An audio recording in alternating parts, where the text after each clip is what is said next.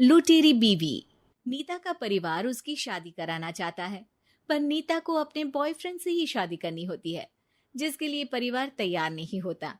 इन्हीं सब उलझनों के बीच नीता के पापा उसकी मर्जी के खिलाफ राघव और नीता की शादी करा देते हैं। शादी ਤਾਂ ਤੁਸੀਂ ਮੇਰੀ ਕਰਾ ਦਿੱਤਾ, ਹੁਣ मैं भी देख दिया ए परिवार खुश किवें रहंदा है। अपने गुस्से के चलते नीता शादी के अगले ही दिन से परिवार में सबको उल्टे जवाब देना, किसी की कोई बात ना सुनना और अपने मन मुताबिक रहना शुरू कर देती है, जिससे घर में सबको दिक्कत होती है, लेकिन नीता को कोई कुछ नहीं बोलता। एक दिन सास नीता के पास आती है। बहू, की गल तुसी किवें नाल या किसी गल से नाराज हो? तुहानू मेरी फिक्र करन दी कोई लोड़ नहीं, मैं ठीक हाँ। ऐसा बोल नीता वहां से चली जाती है, पर सास की बात उसके मन में रह जाती है। शादी के अगले दिन से ही मैं सब दे नाल किन्ना औखा बिहेव किता, फिर भी आ मेरे तो इन्ने प्यार नाल गल किवें कर सकदी आ। मां नू नफरत करनी नहीं आउंदी, ऐस करके वो सोचती आ कि एक ना एक दिन तुम्हारा गुस्सा भी खत्म हो जाऊगा। यह कदे नहीं हो सकता। इससे पहले राघव कुछ बोलता, नीता का मोबाइल बजने लगता है, जिस पर राघव वहां से चला जाता है और नीता फोन पर बात करने लगती है। जिसके बाद अगले दिन से नीता की जैसे ही आत्मा बदल गई हो, वो बिना किसी के बोले घर के सारे काम कर देती है। उसकी ऐसी काया पलट देख राघव और उसकी माँ हैरान रह जाते हैं। बहू, तबियत शबियत ता ठीक सी? तबियत छड्डो मां, मैनू लगदा इसदा दिमाग हिल गया। ए तुसी दोनों की गल करी जांदे हो? मैं ठीक आ ते मेरा दिमाग भी। बस आज रियलाइज हो गया कि मैं अपने गुस्से विच कितना प्यारा परिवार ठुकरा रही सी। नीता की बात सुनकर सब बहुत खुश होते हैं और अब नीता सास की सेवा से लेकर पति की हर बात मानने लगती है, जिसकी वजह से कुछ ही समय में घर की सारी भाग दौड़ उसके हाथों में आ जाती है। उसी के साथ सास और राघव भी हर काम के लिए नीता पर ही डिपेंड हो जाते हैं।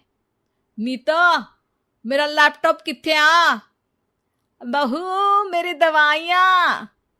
अब नीता अच्छी पत्नी और सर्वगुण संपन्न बहू बन गई होती है और इसी तरह विश्वास जीतते हुए एक दिन तिजोरी की चाबियां भी उसके हाथ में आ जाती है। ऐ हुई ना गल, हुन आएगा जिंदगी विच स्वाद।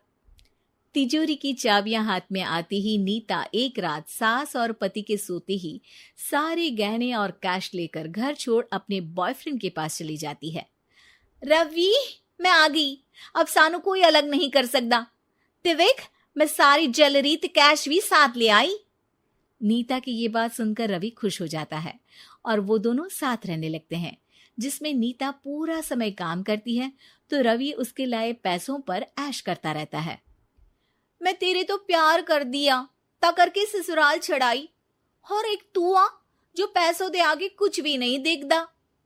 ओ महारानी, अपने काम तो काम रख, मेरे ते जुबान लड़ान दी जरूरत नहीं, वरना इस घर तो बाहर कर देना है। ऐ मेरा घरा, तेरा ससुराल नहीं, जीवे मन किया रहली, इथे रहन लाई, हाथ चला जुबान नहीं। रवि की बातें सुन नीता के सिर पर जैसे आसमान ही टूट जाता है। एक तेरे करके मैंने अपने मां पियो नाल उस भले चंगे ससुराल नु भी धोखा दिता, ते तू छड्ड परे, मेरी ही गलती आ। जे अखा उत्थे तेरे प्यार दा पर्दा डाल, उस दिन फोन ते तेरी गल्ला विच आ गई। जे नहीं आउंदी ता आज खुशी नाल उथे ही बैठी होनी सी। ए भाषण उन्ना दियो जिससे इसका फर्क पड़े, मेरे कॉल नौटंकी नहीं। रवि वहां से चला जाता है और नीता रोती पछताती वहीं बैठ जाती है। हाय रब्बा, ए मैं की कर दिता, उस घर विच भी वापस नहीं जा सकती। एक ता घर छोड़ा, नाल चोरी भी की, कोई मेहणु माफ नहीं करूंगा। घर कैसे वापस जाए, इसी डर से नीता रवि का घर छोड़ नहीं सकती। इसी तरह दिन बीतते हैं और उन्हीं के साथ हालात बद से बदतर होते जाते हैं।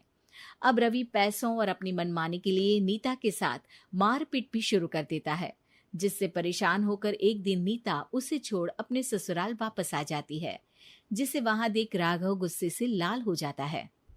हूं थे की लेना या हमारी जिंदगी के साथ घर ता तू पहले ही बर्बाद कर गई सी।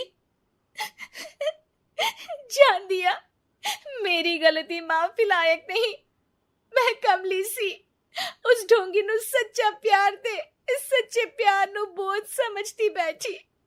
मैनू माफ कर दो। जे मेरी नूर रानी समझ गई आ कि उस तो गलती हुई आ, फिर किस बात का रुसना मनाना। केड़ी नूर रानी? रानी बोलन जोगा इसने केड़े झंडे गाड़ दिए? मां याद कर, तेरे घर बिच चोरी कर बहू ते पत्नी सब रिश्ते तोड़ भाग गई सी। और फिर की मानता रहिया, गलती हो गई सी। एक गलती ता रब भी माफ कर देता ते तू और मैं ता सिर्फ इंसान ही आ। माफ कर दे, मैं बोल रही आ ये दोबारा कदी कोई गलती नहीं करेगी। इसदा नहीं ता मेरा ही भरोसा कर ले। ठीक आ, जिवे तुहानू ठीक लगे, पर इसे बोल दे मेरे कोलो कोई उम्मीद ना रखे। तुसी जीवे कहोगे। अब सास हर रोज राघव को मनाने की कोई ना कोई नई तिकड़म बताकर नीता को उसके पास भेजती रहती है, जिससे कुछ समय बाद नीता का पछतावा और कोशिशें देखकर राघव भी उसे माफ कर देता है।